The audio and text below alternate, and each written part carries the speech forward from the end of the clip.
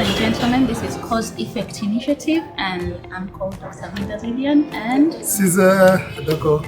Yes, and today we are going to be talking about the environment. What does the Bible tell us about the environment? Oh wow! Actually, the Bible has a lot to talk about the environment. See that? So, if you realize that there was always an environment that God would create before creating what is going to live in it. God first created the waters, then He created the fish.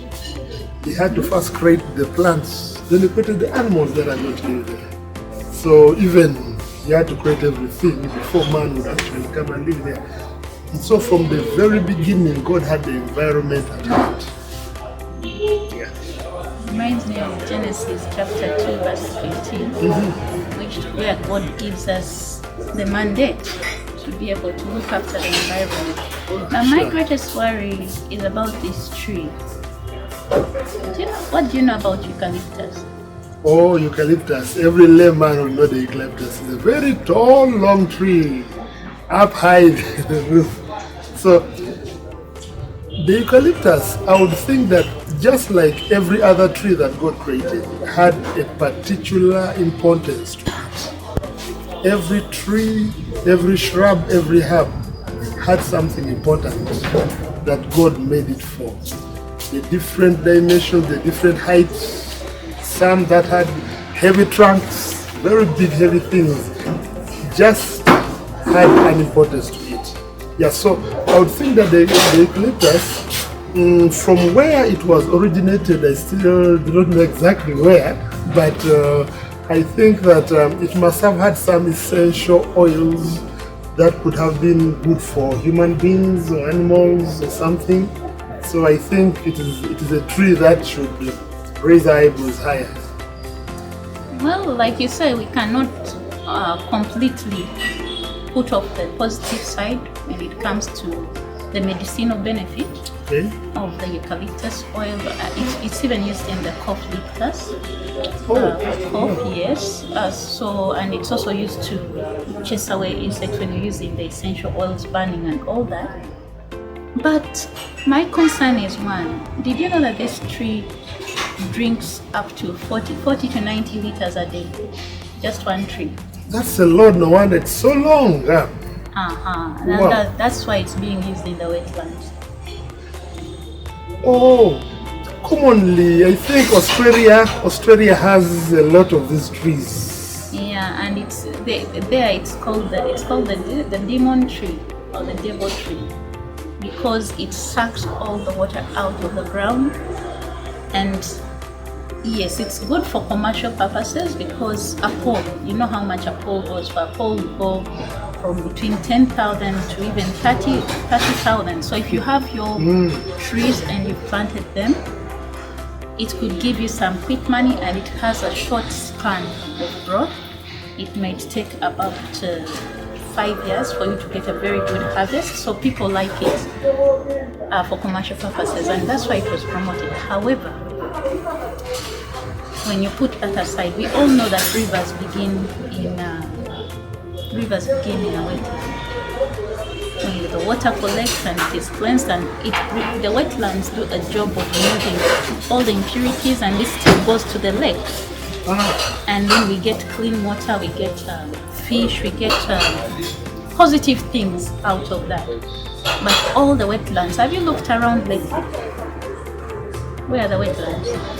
Well, if you're talking about my country, the wetlands, most of them have been reclaimed for some commercial buildings. So I think there are very few wetlands we have here, although I think they should have been kept and preserved. Yeah, it's true that the population has grown and people need to be somewhere. That is true. But the question is, should we kill our water source? Should we kill our natural sieve, which sieves out the waste, the chemicals? It's a natural sieve God has created, and that's the wetland. Should we kill that just because we want to get quick money? Because the effects in the long run are terrible.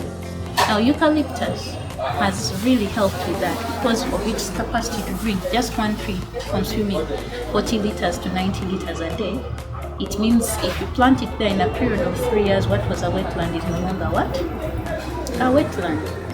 It just remains marshland with clay, and then people come and dig. The next thing you see people putting sugar cane.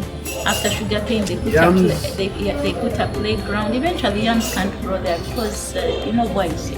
Yes. These big yams, they only grow where there is enough water. So eventually they will not also grow. Then we have our endangered species, our own national bird, the crested crane. Its habitat has been affected. That's the wetland. These days I see I see crested cranes in marshland where there's no more water, there's nothing, but they are still trying to be there because that was their natural habitat. But thanks to eucalyptus, people are drying up all the wetlands. So the eucalyptus has played a very big role in drying up the wetlands. Exactly. Is that a good thing, Doctor? No. Okay.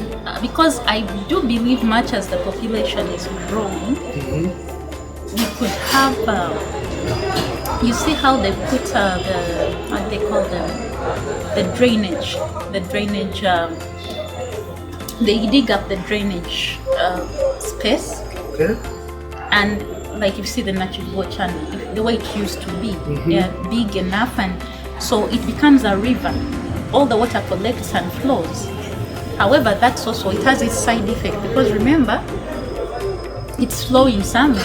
It is going somewhere. Yes, and most times it's looking for its direction to the lake. Now, without the wetland, which was the natural sieve to remove the chemicals and all the waste, all this enters into the lake. Exactly. So there's total mess. It's pollution. But there is something else about eucalyptus. Have you ever looked at its leaves? You need someone to carefully pick interest in it to just get a leaf. Yes, I think I have. Those things don't rot. They just dry up? They'll dry and be on the ground.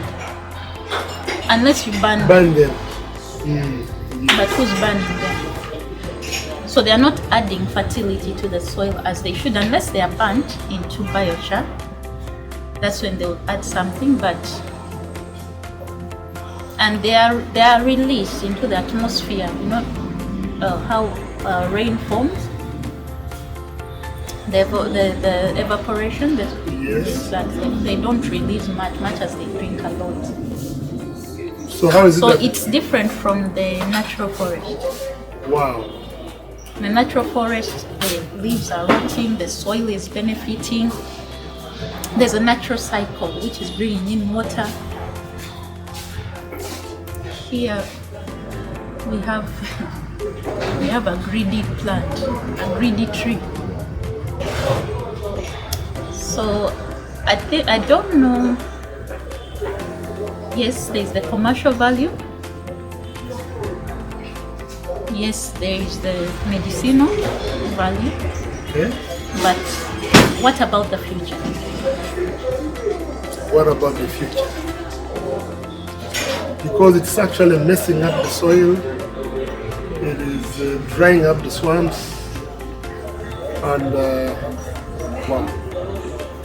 I remember we had one big, way back, we had one big tree in the compound of the school that every day we would just go picking, so the labor, the work, the wind would blow. Nothing here. The wind would just blow it all over the compound. And you know, it's also so terrible to a point when you put it near your plantation. Let's say you're growing some food. Okay. Because of its bad drinking habits, its eating habits, the plants do not grow well. They can easily dry. Because let's say it's in a dry season and there's no rain, it's looking for water. 40 to 90 liters. Exactly. All from... Some people are digging channels and cutting the roots so it doesn't come into their plantation. Let's say the neighbor is growing eucalyptus in a very big trench so that the roots don't come to your to attack. But this is something food for thought, ladies and gentlemen. As cause effect, we are trying to call, it's a call to reflection. I would rather if eucalyptus was put up on the mountains, up somewhere, but not in the wetlands. Yes, I know that people want that land, they're eyeing it and they need it dried up so that they can use it the way they want to use it. But can't we think of conservation measures? Isn't there a way that we can conserve our water resource without losing it completely? Wow. Water resource, you're talking about the swamp? The water, the generation. The general water. Like I said, rivers begin in swamps. In my local language, we call a river Echsar, meaning which is the same name as a swamp.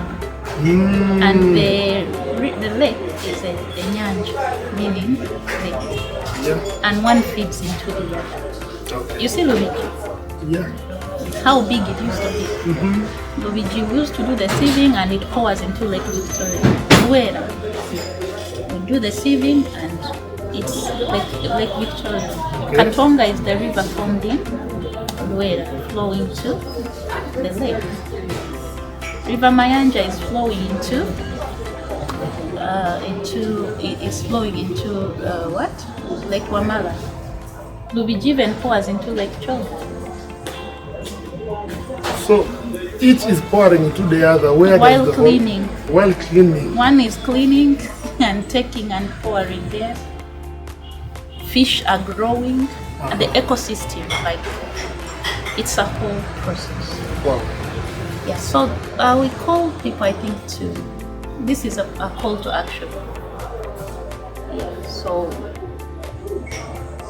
this is me, Dr. Linda Lillian, and Caesar Adoko. Thank you. Looking very puzzled, but that is the reality. It is something new that we learn every day. You learn something every day. Yeah. So, yeah. Until next time, bye. Thank you. Watching.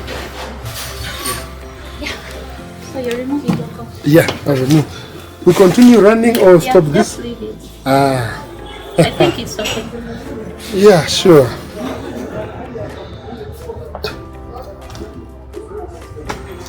The podcast.